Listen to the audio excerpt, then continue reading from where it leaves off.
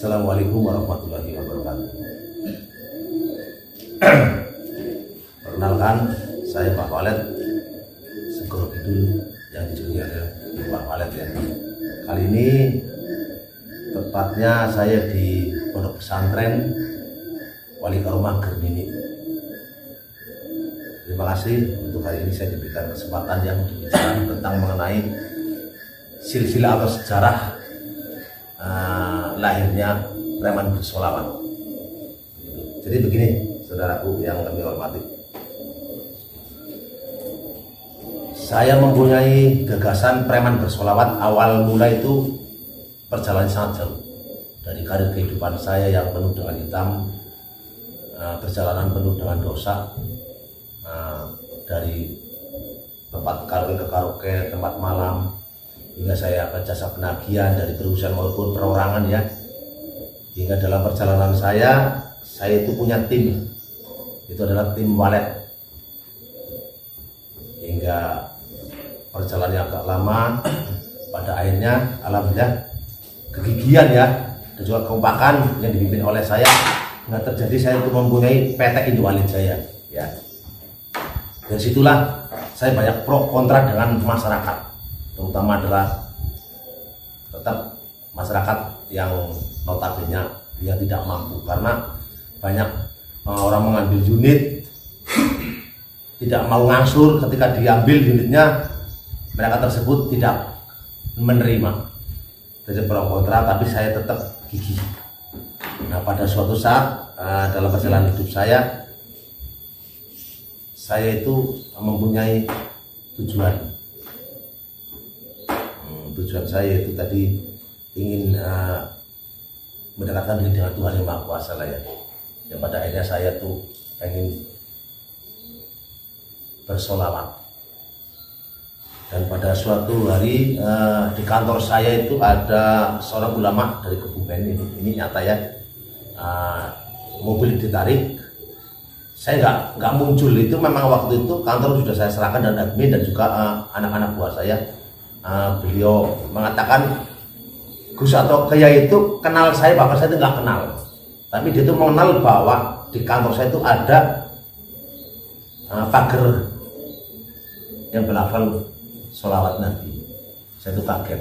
Dari situlah akhirnya mereka itu tidak melawan, tapi justru dia itu pasrah, dirinya yang diserahkan. Itu dari Kebumen kalau nggak salah ya. Itu dari Kebumen. Nah, pada akhirnya saya itu di situ sudah ada sedikit menyentuh ya, banyak para kiai atau para ulama datang ke tempat saya. Hingga di situ saya berpikir tersentuh hatinya ya. Pada waktu itu saya langsung datang karena di situ ada sedikit agak susah juga orangnya, walaupun pasal, tapi akhirnya datang. Saya menemui beliau, sempat jabat tangan dengan saya. Terus saya tinggal. Terus mereka juga lari ke masjid itu, mereka itu melakukan sholat, kalau nggak sholat asar waktu itu ya. Saya sempat jalan kaki, saya melihat, disitulah saya ternyuh. Jadi sesuatu yang saya miliki ternyata itu bisa dikatakan tidak menjadi apa-apa, arti apa-apa. Setelah saya melihat orang sholat, ini saya betul-betul terbangkit. Saya merenung. Orang tersebut itu pasrah, akhirnya mobilnya suruh diserahkan sama saya. Dan pada waktu itu saya nggak menarik kainnya. Waktu itu akhirnya terjadilah di situ kedamaian, damai ya. Damai di situ. Akhirnya saya setiap hari berenung, terenyuh oleh hati saya. Saya kok akhirnya mencintai, terbangunlah untuk dekat dengan Tuhan atau dengan Allah gitu ya. Pada saat itu, pada akhirnya singkatnya waktu saya bertemu dengan orang Jatilawang. Mereka itu ditarik unitnya.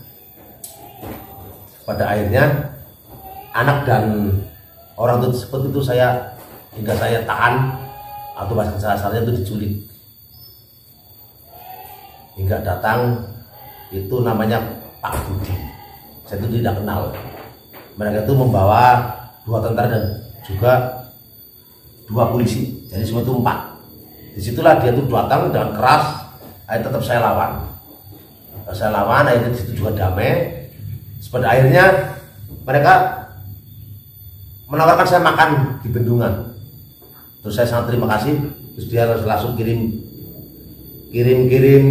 foto dan gambar, dan pada malamnya kirim tentang kajian atau pengajian di rumahnya. Setelah saya ingin mengenal, saya ingin mencari jejaknya Pak Budi, dan alhamdulillah mengenal dengan baik. Di situ awal saya akhirnya tetap hatinya ingin mengenal sekali dengan Tuhan. Pada suatu hari dalam kebiasaan saya itu kan memang ke tempat-tempat keramat ya. Di situ di Depok Sari, Mbah Depok Sari itu di wilayah Banjarparakan, masih di wilayah saya. Terus disitulah saya membacakan doa dengan tamu-tamu saya. Nah pada akhirnya titik tengah malam jam 2-an, di situ saya langsung mendapatkan sebuah kerentek hati, atau bahasanya itu saya langsung di sini ada sebuah cipta atau keinginan lah ya, saya ingin mendirikan preman bersolawat. Pada waktu itu saya berbicara dengan tamu saya dari Batu Raden dan juga Bu Ayu. Saya tuh sharing, saya minta dukungan bahwa saya tuh pengen mendirikan preman bersolawat. Karena saya sadar orang-orang saya seperti saya itu memang sangat sekali bisa dikatakan seperti air dan minyak. Mungkin airnya saya atau minyaknya saya, atau air atau mungkin minyaknya sebuah orang-orang alim lah ya. Jadi saya di situ saya bingung. Saya berbicara dengan tamu saya pengen cari ulama atau kiai yang bahkan saya ingin menuntun dalam kehidupan saya. Ya saya pengen punya mendirikan preman bersolawat. Pada waktu itu alhamdulillah saya kumpul dengan anak-anak. Pas persis pada tanggal 28 bulan Agustus ya, bulan Agustus 2020 persis itu pas betul ulang tahun istri saya. Akhirnya saya di situ mencoba memberanikan diri menampilkan apa yang menjadi sebuah cita-cita saya. Saya cetuskan preman bersolawat, dan saya tuh tekad atau saya memberikan diri bikin kaos, dan saya langsung di situ memperkenalkan dengan Pak Kiai atau Gus. Waktu itu saya panggil itu Gus Ijun atau Gus Ao yang dari Google. Alhamdulillah berjalan lancar.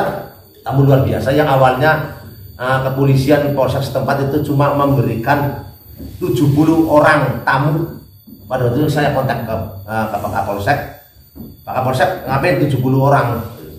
Mbak itu buat untuk formalitas saja. Akhirnya alhamdulillah tetap saya dorong dengan rekan-rekan saya. Alhamdulillah lebih dari 1000 orang yang datang. Disitulah saya merasa merinding saya. Karena merindingnya apa? Bangsar yang biasa tidak mendukung saya, para ulama, akhirnya disitu datang semuanya. Luar biasa. Saya disitu merasa jadi orang yang betul-betul berarti. Dan disitulah saya terus dan hingga sampai sekarang alhamdulillah bisa tercipta mendirikan preman bersolawat. Setelah selesainya acara istri saya dan setelah selesainya acara saya ikut numpang ya, ini numpang dalam arti acaranya istri saya ulang tahun. Saya sempat lama dalam arti tidak aktif lagi, tapi alhamdulillah dari Sugihan itu ada Gus mengundang saya sama dia turiku, dalam arti sungkan untuk memanggil saya, butuh preman bersolat agar memberikan contoh buat warga atau para pemuda di wilayah Sugihan. Alhamdulillah saya koordinasi dengan anak-anak, semuanya merapat semuanya. Itu pertama kali di Sugihan, dan kedua kali lagi akhirnya di daerah Kalisabu, dan ketiga kali lagi itu di daerah Kesugihan lagi. Yang keempat kali saya juga diundang di Mental Tobat Pondok Pesantren Sunan Kalijaga itu di wilayah Sampang. Nah pada saat itu alhamdulillah saya bertemu dengan beliau itu Gus Lana. Waktu itu saya seperti bingung, dia menatap saya menatap dia nongkrong di pinggir jalan. Mungkin kebiasaan dia seperti pendekar, saya nggak tahu lah ya, tapi sama seperti saya penampilannya. Dia nongkrong gondrong, rambutnya agak kumel. Terus saya lihat dia menatap saya begitu tajam. Saya tetap agak kriku waktu itu memang, karena saya belum pernah memakai baju semacam kayak syato kiai. Pakaian saya itu biasa, pakaian saya memang kesukaan saya itu adalah kesukaan seperti yang saya sebut itu, nama saya Segoro Kidul, warnanya hijau. Nah, itu biasanya saya datang di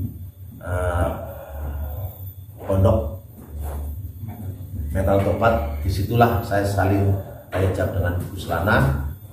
Beliau akhirnya bilang sama saya, Mbah Walid, saya pengen main ke tempat sampean. Saya persilakan, saya heran di perjalanan. Ini orang pengen ketemu dengan saya, kenal dengan saya. Di situ saya bertanya-tanya, akhirnya ketemu, datang ke tempat saya arahkan. Itu sampai pagi suntuk. Disitulah di hati saya menemukan sebuah cocokan.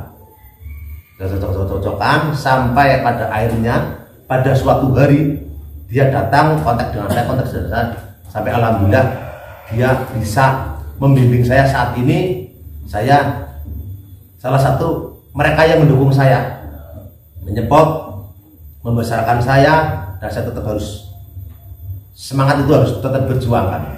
Dan alhamdulillah saat ini saya dalam naungan beliau. Dan terima kasih sekali untuk Bu Selana, dan sekiranya untuk penjelasan saya untuk di Preman Bersolawat, dan terima kasih. Assalamualaikum warahmatullahi wabarakatuh. Ya alhamdulillah, pada waktu itu saya dipertemukan oleh Allah Subhanahu wa Ta'ala dengan salah satu seseorang, di mana seseorang itu bisa dikatakan beliau itu adalah salah satu seseorang yang badung, atau bahasa umumnya preman, gitu ya. Nah, pada saat saya pertemuan itu di salah satu acara di Pondok Pesantren Al-Farid Sunan Kalijaga, itu Pondok Mental Tobat di daerah Cilacap. Dan pertemuan saya pada saat itu seakan-akan hati saya itu tertarik. Loh, kian apa kok ganteng temen, rambutnya yo gaul temen kaya wedok, ngoten niku. Nah, sakwise kaya ngono, aku duwe kanca kang aran Eko. Saya punya temen itu namanya Eko. Lanjut, aku teko, Mas, kayak sapa jane? Ya kayak sing ngarane Mbah Walid. Oh, jadi iki sing ngarane Mbah Walid lho. Aku yo pernah krungu jere iku Mbah Walid niku wong kok debt kolektor tur ganas. Ngoten niku. Ganasnya jadi luar biasa. Bisa udah terkenal di mana-mana lah keganasannya itu. Tapi aku pengen ketemu iki Mas Eko, ngoten niku. Oh, nggih saged mawon. Aku pengen ngumbahin, oh insyaallah wongnya apik kok, mandan kepenaan kok, ngoten niku. Ya wis, akhirnya saya memberanikan diri untuk berkenalan. Ayo, to the point, tanpa kenalan-kenalan, malah akhirnya langsung saja saya bilang, Mbah, saya boleh main nggak ke tempatnya jenengan? Oh, oke, moga. Nah, pada malam itulah, alhamdulillah, saya bisa silaturahmi ke tempat Mbah Walid. Setelah saya sampai ke tempat Mbah Walid, akhirnya dengan teman-teman poro-poro yang lainnya, saya sempat menyampaikan sebuah keinginan, di mana sebelumnya itu saya pernah bermimpi ketemu dengan Rasulullah Shallallahu Alaihi Wasallam, di mana mimpi saya itu membangkitkan saya itu harus cinta kepada Rasul, cinta sholawat. Akhirnya saya sebelum bertemu 2 minggu, saya itu niat ingin mengadakan sholawat 1 juta sholawat. Dan alhamdulillah saya menceritakan di tempat beliau Mbah Walid. Nah, akhirnya sampai saya menyampaikan, Mbah,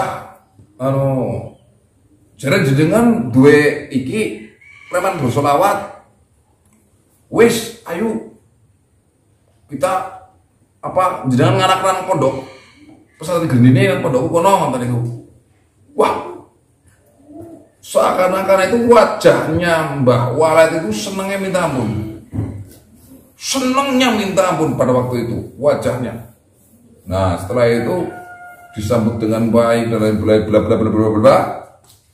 Akhirnya saya menyampaikan, ya wis Mbak, tanggal 21 insyaallah nyontek ngarangna 1 juta sholawat. Maka judulnya apa kira-kira Mbak? Ngoten niku. Wah, pada saat malam itulah dari beberapa sahabat-sahabat memberikan sebuah judul 1 juta sholawat dengan preman bersolawat apa gimana. Akhirnya bla bla bla bla, singkat cerita diberi judul lah tema yang bernama Gernini bersolawat dengan 1 juta sholawat bersama preman bersolawat.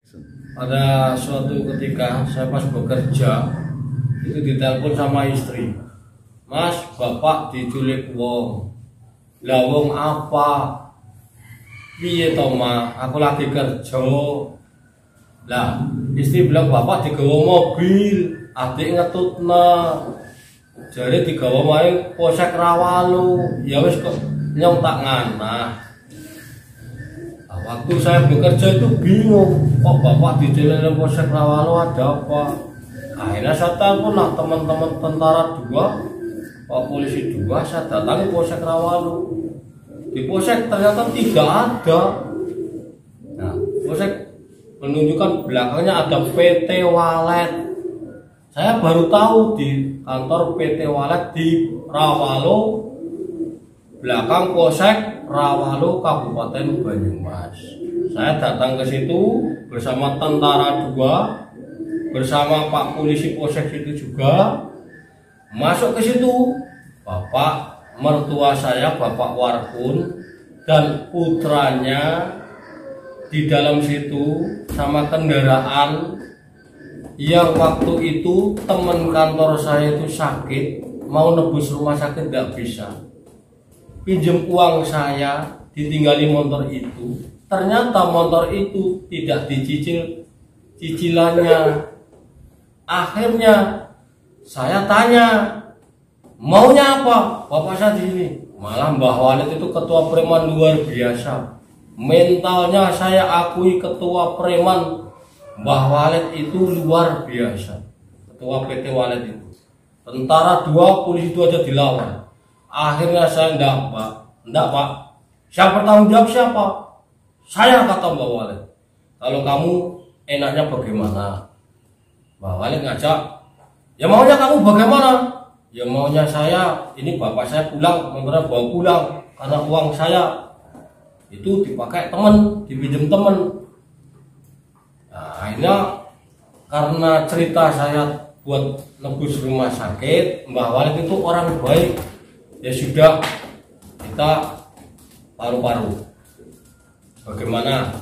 Ya sudah, tidak apa-apa daripada ribut. Tak kasihlah uang. Separuh-separuh itu biasa dia kerjaannya kolektor. Nah, saya nurut. Nah, nurut pulang. Saya, bapak pulang, motor dibawa pulang, tentara tak antar ke kantor Koramil ke Basen, Pak Caroko dan Pak Sakimin. Saya berpikir lagi, itu siapa? Saya penasaran, tak cari terus. Mbah Walet itu kepala PT Walet apa? Orang mana? Tak cari terus. Ternyata Mbah Walet itu orangnya baik, istrinya baik. Orang belakang PLN Rawalu jongkeng.